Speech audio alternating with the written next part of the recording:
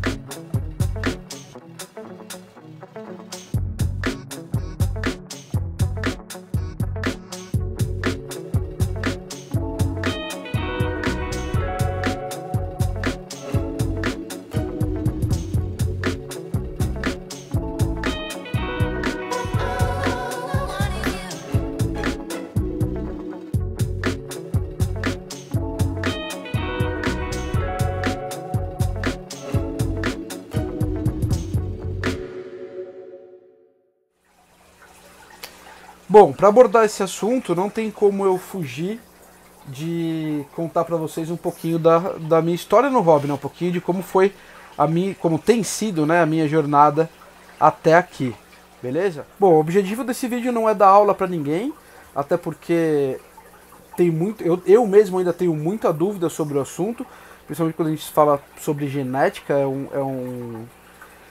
é um assunto que quem manja não abre muito a respeito e, enfim, lógico, eu não estou falando dos termos gerais de genética, né? Eu estou falando da genética aplicada aos nossos amiguinhos aqui, beleza? Então eu vou mostrar para vocês o que eu descobri através de algumas pesquisas que eu fiz e alguns materiais que eu consegui aqui que eu vou compartilhar com vocês. Vamos lá! Para tentar ajudar um pouquinho aqui, eu vou usar essas duas tabelas que eu tenho impressas aqui para a gente poder usar alguns exemplos e ficar uma coisa mais visual, né? Não só falação. Se você for fazer uma pesquisa rápida, você vai encontrar, né, que em 1991, um criador japonês chamado Mr. Suzuki, que criava esses caras aqui, ó, que eram as variações, eram os camarões selvagens, né, os caridinas cantonenses selvagens. No meio da criação dele, no meio de milhares de camarões, ele começou a perceber alguns bichos vermelhos, né? Mais ou menos, eu imagino que como esse carinha aqui, tá? Através de criação seletiva, né? Alguns anos depois, ele criou o nome Red Crystal, que inclusive parece que foi patenteado e tudo mais, né? Depois disso, esse camarão, pô, ganhou o hobby no mundo inteiro e outros criadores começaram a fazer um trabalho de seleção, né, de reprodução seletiva, e começaram a aparecer um monte de variações. Bom, antes de entrar nas variações, nas classes e tudo mais, eu queria mostrar para vocês uma coisa que você sempre vai ouvir falar e eu demorei para entender, que é a questão dos genes. Esse quadro aqui, eu acho que ele exemplifica bem, né? Nós temos aqui os camarões black e red, e aqui ele tem um esqueminha que é assim, se eu cruzar red com red, o que sai? Sai 100% red. Black com black, 100% black. Mas e se eu misturar red com black? O que acontece? Bom, você vai ter 100% black, mas com gene red. É aí que começa a ficar um pouquinho mais complicadinha a brincadeira. Por quê? Falando em termos bem leigos aqui, que até porque são os que eu sei, tá, pessoal? O gene black, ele é muito mais forte, ele é predominante sobre o black. Então, se você pegar uma colônia e colocar camarões pretos e vermelhos, provavelmente num certo estágio da sua criação, você só vai ter camarões pretos. E raramente vão aparecer bichos vermelhos, beleza? Então aqui a gente pode ter uma ideia, né? Então cruzei red com black, saiu 100% black. Mas tem o gene. E se eu cruzar de volta, né, os black com gene red com outros black? Só black de novo. Mas e se eu cruzar o Black com Gene com o Red de novo? Você vai ter 50% Black com Gene Red e 50% Red. Limpo, tá? Se você cruzar dois Blacks que tem um Gene Red, a proporção seria essa, 50% Gene, 20% puro de cada um deles. Isso eu acho bem legal e é importante saber porque às vezes as pessoas querem misturar, colocar no mesmo aquário e depois de um tempo começa a perder qualidade, né? Então, sei lá, a impressão que eu tenho é que não apenas vai criando mais blacks, como os bichos vão ficando mais feios, a grade vai caindo. Isso é uma percepção minha como criador, tá, pessoal? E vamos lá. Aí o pessoal começou a separar eles em grades. Então, quando começou o Red Crystal no Brasil, lá atrás, um bicho como esse, né, um grade C, um grade B, era muito mais barato do que um SSS. Hoje em dia popularizou tanto e está tão comum esses camarões no mercado, né, e no hobby, que já não se faz mais essa diferença de preço pela grade do bicho. Então isso foi uma coisa bem interessante que eu notei nos últimos anos, né? Hoje em dia esses caras aqui são os para iniciante. O pessoal que quer brincar mais sério e tal, quer mesmo, são os Taiwans. Pô, mas o que é um Taiwan?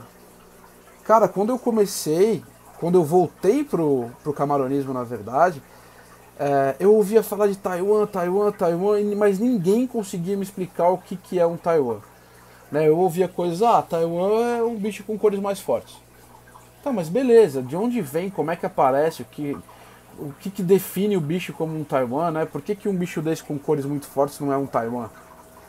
Então, pelo que eu entendi, pessoal, assim como o Red foi uma variação genética que foi isolada e reproduzida de maneira selecionada, para você sair de um bicho assim e chegar num bicho assim, aconteceu mais ou menos a mesma coisa com os Taiwans, que seriam uma variação genética com cores muito intensas. Então o cara que estava, acredito eu que lá nos primórdios, o cara que estava criando blacks começou a perceber que no meio dos blacks normais começaram a aparecer uns pandas, que era um bicho com branco muito mais forte, com preto muito mais forte. Ó, como dá pra perceber aqui, ó, nessa foto a gente tem um Black Crystal normal e nessa a gente tem um panda. Dá pra ver a diferença na intensidade de cor? Mas uma diferença que eu percebo, que é inclusive como eu separo os meus Black Crystals dos meus pandas quando são pequenos, é a cor do rostinho, é como se eles, do rosto deles. É como se na ponta da face dele tivesse mais uma listra preta. Deixa eu ver se eu consigo mostrar pra vocês aqui. Consegue perceber que a ponta desse bicho aqui é preta? Ó. Tá horrível o foco. Não tá dando pra mostrar direito pra vocês. Mas eu acho que a cor dá pra ver. Né? Enquanto os Black Crystals normais não tem, a frente deles, a ponta deles é branca. Como dessa fêmea aqui, ó. Tá vendo que é branca? Mas enfim, o pessoal começou a separar. No começo eram animais que morriam muito fácil, eram muito sensíveis. Ainda são, mas depois de bastante tempo, bastante reprodução, hoje eles são muito mais viáveis para a criação, tá, pessoal? Antigamente, no começo, era impensável, né? Há relatos de criadores que diziam que era quase impossível você manter uma colônia só de Taiwan, né? Cruzar Taiwans com Taiwans. Alguns até achavam que era impossível a reprodução entre eles. Mas, pô, com o tempo a coisa foi melhorando e os bichos foram se adaptando. E hoje em dia é sim possível, tá? Então aqui começariam as grades baixas dos Taiwans. Aliás, para eu falar das linhagens, né? Aqui a gente tem os Wine, os Pandas e os Shadow Pandas, né? Que seriam aqui a cruza dos nossos Blue Bolts com os nossos Pandas, né? Se você colocar esses dois caras aqui, provavelmente você vai começar a ter bichos que seriam pandas azulados. Que é inclusive o que eu tenho nesse aquário aqui, ó. Que eu tava mostrando pra vocês. Eu tenho. É que agora eu já alimentei, os bichos estão todos espalhados, mas é mais ou menos isso, tá? Você vai ter bichos azuis com os bichos pretos no mesmo aquário, perdão. Beleza? Aliás, essa colônia eu acabei de montar. Depois eu vou fazer um outro vídeo sobre as minhas seleções aqui. Os Blue Jelly eu nunca vi no Brasil, beleza? Eu já tive alguns camarões muitíssimo parecidos com isso, eu tenho até fotos deles. Mas outros criadores me disseram que seriam Taiwans pretos de grade baixa. Se é ou se não é, eu não sei. Eu nunca vi linhagens estabelecidas, colônias estabelecidas de Blue Jelly no Brasil. E o Green Hook também. Para mim isso daqui é um enorme ponto de interrogação. Eu nunca vi no Brasil e também nunca vi na gringa ninguém com grandes colônias de Green Hook, que seria a variação verde. O que nós mais temos por aqui são essas três, tá? Eu diria que numa ordem de valor, esse seria o mais barato, esse seria o intermediário, esse seria o mais caro, né? Aí tem as grades normais igual a dos bis, aí vem aqui os King Kongs, né, que você pode chamar de Red ou Black King Kong, ou Black King Kong e Red Ruby. Tá? Inclusive eu fiz uma colônia só para esses carinhas aqui, ó. Depois eu vou mostrar para vocês. E o Extreme, que seria o bicho inteiro fechado de vermelho e de preto. Ah, mas onde é que ficam os pintos? Onde é que ficam os fences? Onde é que ficam os outros bichos? São o que a gente chama de Taitibi, né? Chamam de Taitibi, que seria a mistura dos Tigers com os Bis. Então, nessa tabela aqui, para um lado você vai ter toda a linha dos Bis e como seria a árvore deles, né? E para esse lado dos Tigers, como que seriam as árvores dele. Aqui em cima é onde essas duas se encontram.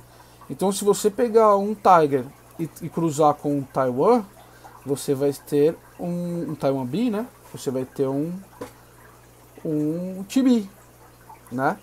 Na verdade, um Tiger com um Bee. Se você cruzar um Taiwan com um Tiger ou com um Tibi, você vai ter aí o Tai Tibi, que são os bichos mais tops, como aqui o Red Zebra, como os Fence e outros bichos que a gente tem aqui. Na minha brincadeira, eu estou tentando chegar nisso, né? No Brasil eu não conheço ninguém que tenha conseguido desenvolver isso daqui. Eu estou mais ou menos nesse estágio aqui, entre isso e isso. Tanto no Black quanto no Red, depois eu posso mostrar para vocês aqui. Ainda vão alguns anos aqui de seleção para tentar chegar em alguma coisa próxima desse cara. Beleza? Eu acho que é isso. Então, por que chama Taiwan? Porque, pelo que eu entendi, quem começou a separar e identificar essas variações foram criadores em Taiwan, apenas por isso, tá? Não é que os bichos são oriundos de lá, né? São caridinas cantonenses, que é uma espécie oriunda da China, e não sei se na área de Taiwan, mas isso não tem nada a ver uma coisa com a outra. Pelo menos isso foi o que eu entendi, tá? Se alguém souber uma história melhor aí, ou mais precisa, fica à vontade para comentar. Como eu falei, minha ideia aqui é expor para vocês o que eu consegui de informação e o que eu consegui ler até agora, beleza? Se alguém tiver alguma coisa a acrescentar, fica à vontade. Inclusive esse é um dos objetivos desse vídeo, para ver se a galera consegue trocar mais ideia no hobby aí, tá bom? Eu acho que é isso, pessoal. Eu não me lembro de mais nada que eu gostaria de falar hoje para vocês aqui sobre esse assunto. O que eu posso acrescentar aqui são algumas regrinhas, né, quais Taiwans eu posso pôr junto. Via de regra você pode pôr todos, mas se você colocar Red e Black, por exemplo, muito provavelmente você vai começar a ter somente Black, assim como a gente falou lá dos Red e Black Crystals, beleza? Então, como eu faço aqui, eu faço colônia só de Red, aí eu posso separar por grades, como eu falei para vocês que eu tenho tudo isso daqui no aquário e esses daqui em outro. Mesma coisa eu faço com o Black, tá? Mas o Black eu posso colocar junto com os Bolts, beleza? Da mesma forma que eu posso colocar os Bolts junto com os nossos amigos Reds. A impressão que eu tenho é que um fortalece a cor do outro, tá? Não é bom deixar, a não ser que você queira e faça isso conscientemente, não é bom você colocar os Tigers junto com os Taiwans, porque eles vão cruzar entre eles e vai começar a nascer uns bichos com um padrão diferente, né? Ah, é isso que eu quero, mas não acha que ele já vai nascer assim, ó, ou um Fence. As primeiras gerações não nascem muito bonitas não, você vai ter que apurar isso daí através de seleção, tá? Ah, mas como é que faz a seleção? É muito simples, velho. Você deixa no seu aquário os bichos que você acha mais bonitos e tira os que você acha que não estão tão bonitos assim. É tipo brincar de Deus, né, meu? Muita gente me pergunta o que eu faço com os meus descartes. Cara, eu não recoloco no hobby, a não ser que assim, putz, eu tenho um aquário de, sei lá, minha seleção de Red Rubis, eu só quero assim. E assim não me interessa. Pô, isso não quer dizer que esse bicho é tosco, que esse bicho é ruim. Esse bicho eu posso repassar para outros criadores que podem estar nessa etapa ainda. Para eles isso é um bicho muito top, como já foi para mim um dia, né? E é um bicho caro e tal, eu posso repassar esse animal sem problema nenhum. Agora, quando nasce sem padrão, ou quando nasce com algum defeito genético, ou com algum problema, eu não repasso, eu não devolvo isso pro hobby. O que eu faço? Eu junto esses bichos num aquário, e quando começa a encher esse aquário, eu simplesmente separo esses bichos e dou para um amigo que usa eles como alimento. Então, enfim, sei lá, foi a maneira mais digna que eu encontrei de me desfazer dos bichos, entendeu? Eu não tenho espaço para manter muito mais aquários do que eu já tenho, meu espaço aqui não é grande, então eu não posso manter um aquário só para os bichos, né?